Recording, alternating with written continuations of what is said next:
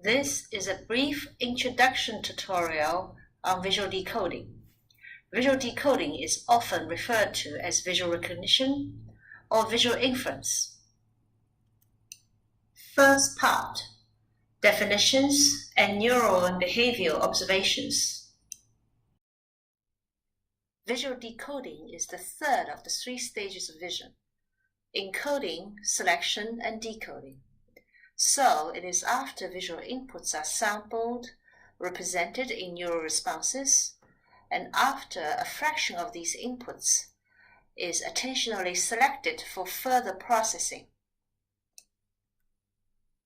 It infers the properties S of a visual scene from neural responses R. The inferred properties of the visual inputs are therefore perceived. Among the three stages of vision in the brain, decoding is the least known and least understood, particularly in terms of linking neural responses to visual behavior.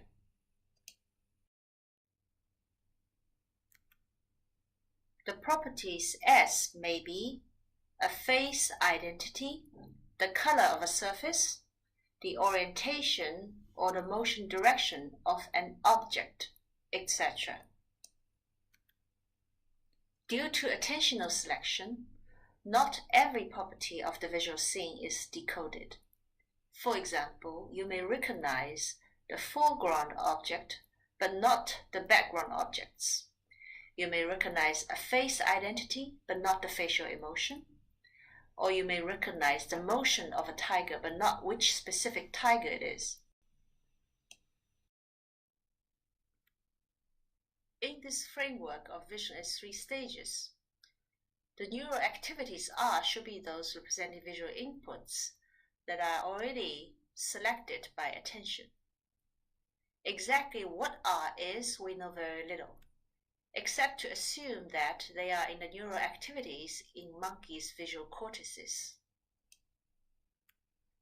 In practice, researchers often try to decode from their own choices of representation R.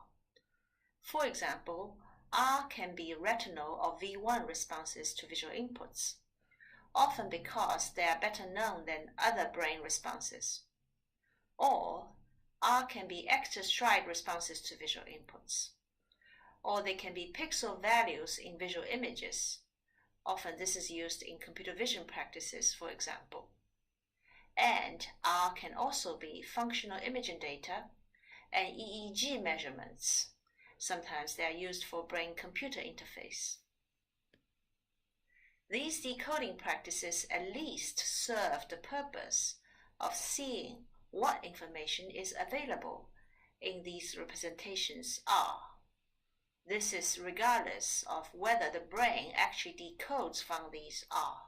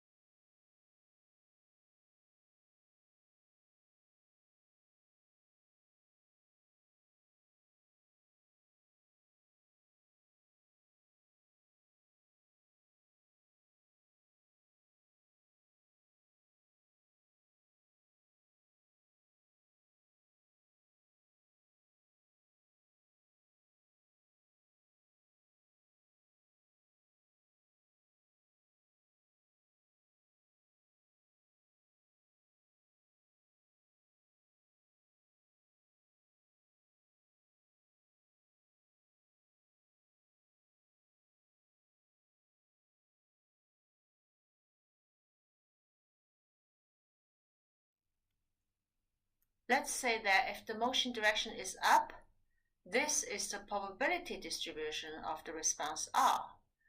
It's most likely at this response level, let's say this is 20 spikes per second.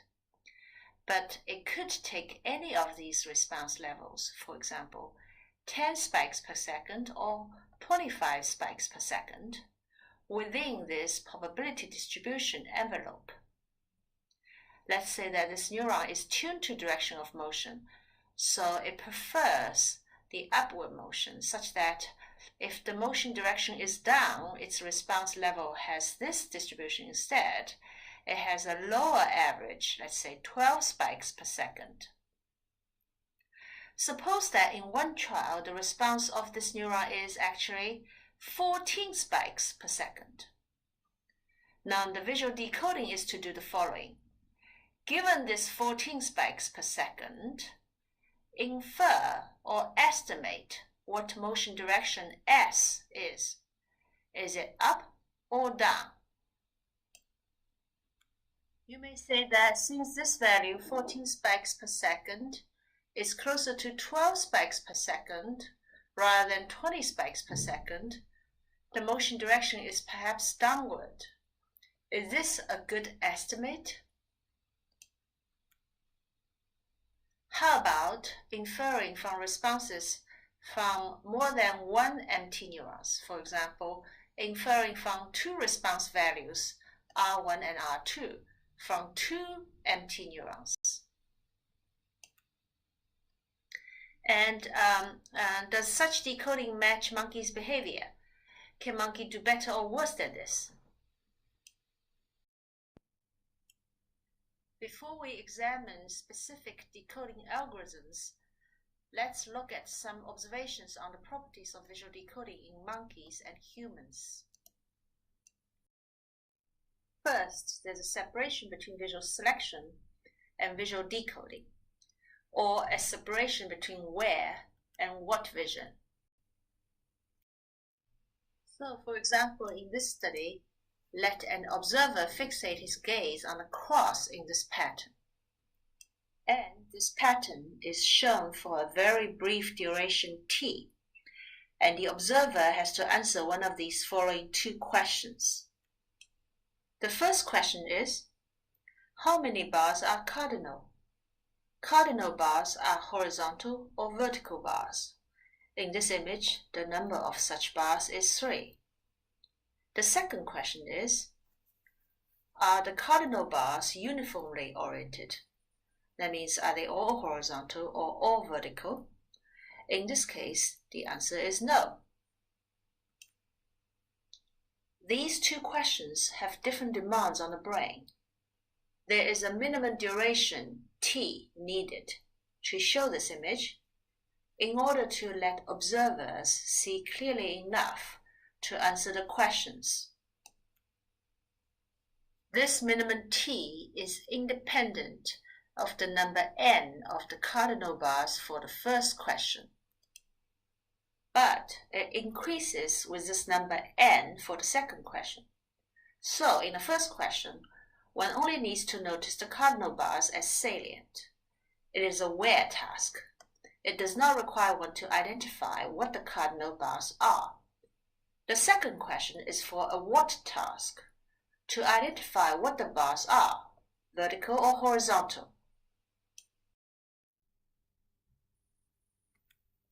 Here is another study.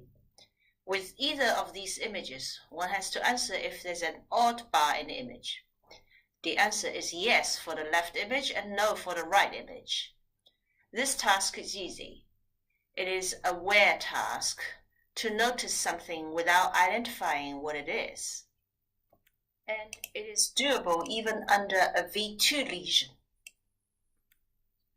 Here is another task. For either of these images, answer whether the foreground region is vertical or horizontal. Now, this is a what task. And it is impaired with V2 lesion or V4 lesion. In this colored map of a monkey's brain, V2 is this rosy colored region here, and V4 is this blue colored region. Second, we recognize an object to be the same object when the image of this object changes. These changes are caused by changing the direction to look at the object, changes in object location, in lighting, or in distance. Note that when an object changes its location, one can always move our eyes to place the object in our central visual field. It can be shown that object invariance occurs after visual selection. For example, in this image we have a unique right-tilted bar among left-tilted bars. If we add a vertical bar or a horizontal bar to each of these bars, we get this image. Now it's harder to find that unique oblique bar. It is still at the same location, but somehow much harder to find now. Why? We notice that in various visual cortical areas, V1 has neurons tuned to various bars. It guides attention to the uniquely tilted bar because this bar is salient by its unique orientation. This stage is visual selection by V1. However, higher cortical areas, including IT, are involved in object recognition. They recognize this X-shaped object, made of two intersecting bars, and also these neighboring X-shaped objects. Due to object invariance, even though these different objects have different orientations, they are seen as having the same X shape. So while this bar is uniquely tilted, this X-shaped object is no longer unique. This confuses us. Next, we show you that this confusion, due to object invariance, occurs after our gaze shifts to this object. I'll show you a larger version of the previous image. Let's try to find a uniquely right-tilted bar in it. Ready? Go. Most people find it hard to find it in their first try. Have you found it after a few seconds? Here it is. The blue trace is the gaze trajectory of one observer in visual search for this target. The gaze starts from the central point before this image is shown, and then after this image appears, the gaze arrives at the target very quickly. For most people, their gaze arrives at the target within 2 or 3 seconds. This is visual selection of this target location, mainly guided by the saliency of the uniquely tilted bar. Then, after the gaze arrives, the gaze trajectory continues in this red-colored trace. It hesitates around the target, then abandons the target to search elsewhere, before eventually returning to the target. This demonstrates that object recognition and object invariance occurs after visual selection of the object location. Third, visual perception can be ambiguous. This means, given neural responses R, there can be multiple solutions S for the seeing property in visual decoding. So, decoding is an ill-posed problem. We have already seen it in this example trying to decode motion direction S. This direction could be up. It could also be down, from a neural response R equal to 14 spikes per second.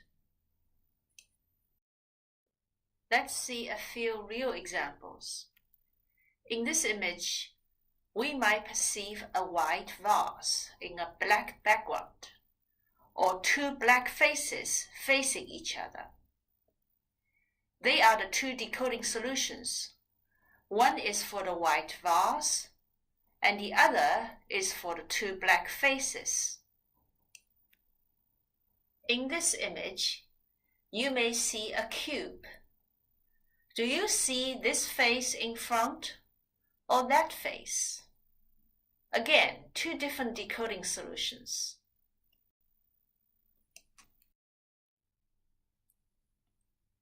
Here is a third example. Let's say there are two nails, seen by our two eyes.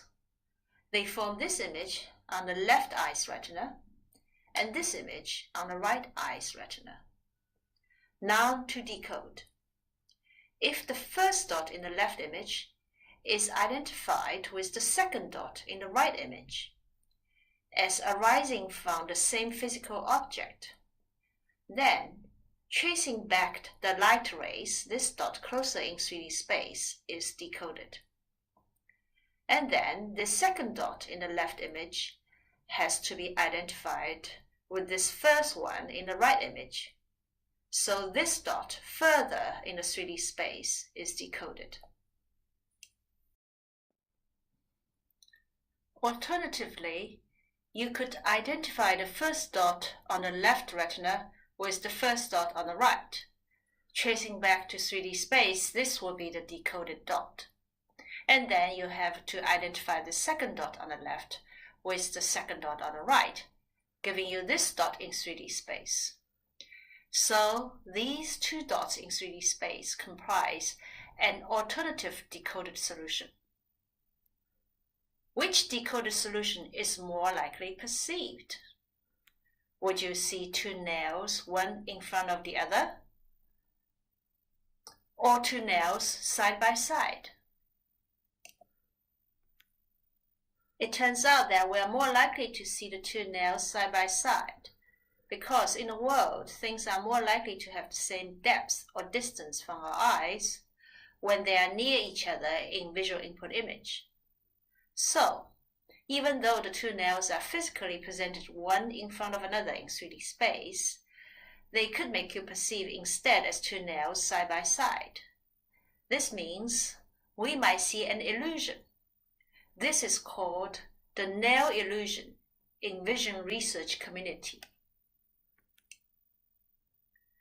Does this mean that we typically perceive the more likely solution in visual decoding? In our usual visual perception, we typically do not have more than one perception of a scene. Does this mean that we typically perceive only the most likely solution in decoding? Visual decoding or recognition also involves some top-down imagination. For example, can you see what is in this image? Many people cannot immediately tell, but if I draw it out for you here, now you can see a duck floating on water. If I erase my drawing out, you can still see it.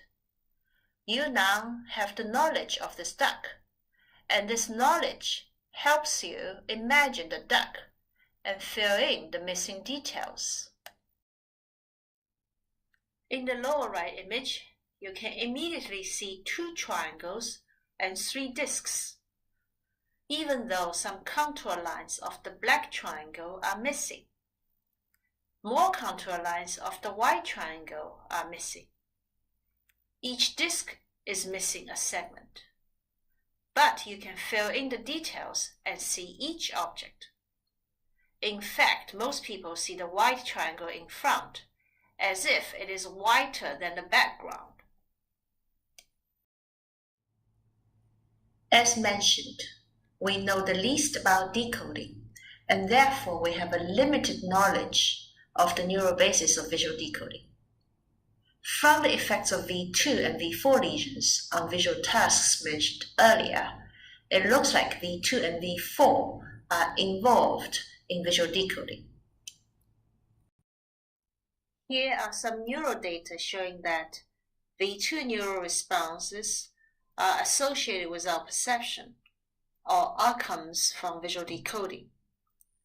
For example, A, B, C, D, etc. to G are 7 patterns of visual inputs, and this red oval in each pattern is not part of the visual input.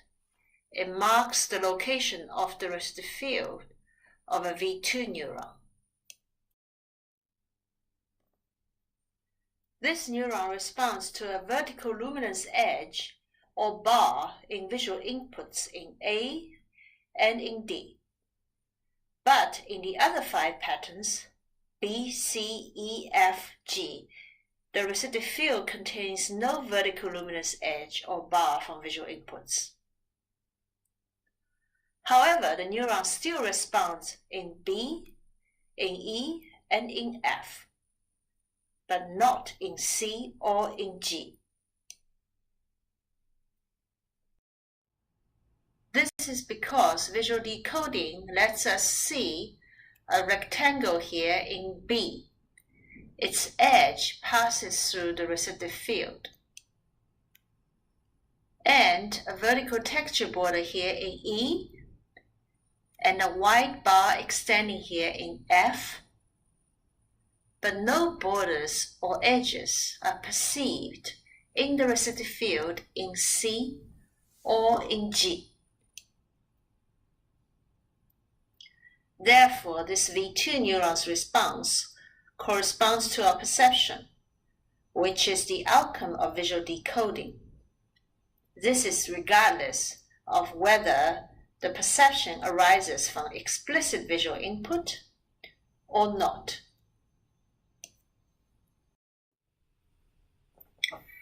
A V2 neuron's response can also depend on whether a border belongs to one perceived surface or another perceived surface. For example, in H and J, the same image pixels are within the receptive field. They show a vertical border between a white and a black region. The border in H belongs to a perceived surface to its left, but the border in J belongs to a perceived surface to its right.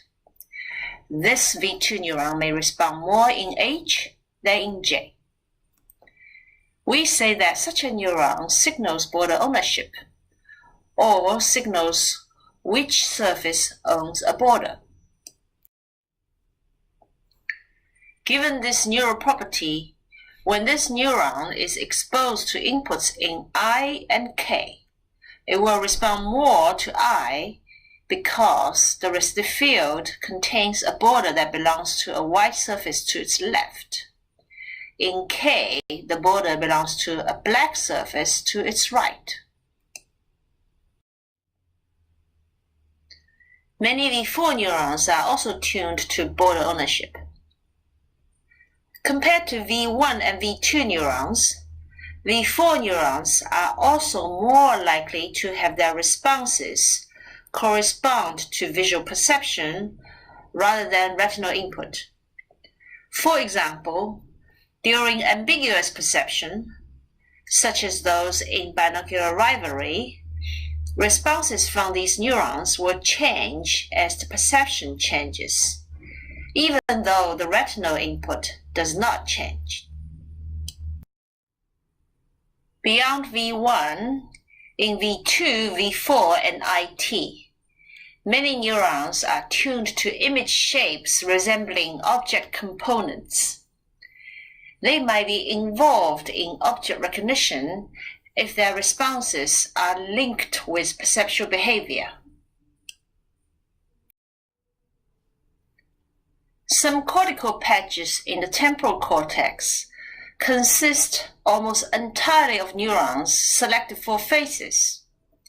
Neurons change their response levels according to changes in specific facial properties. Here's an example neuron. It increases its response when the size of the iris increases, or when the height of the facial features decreases.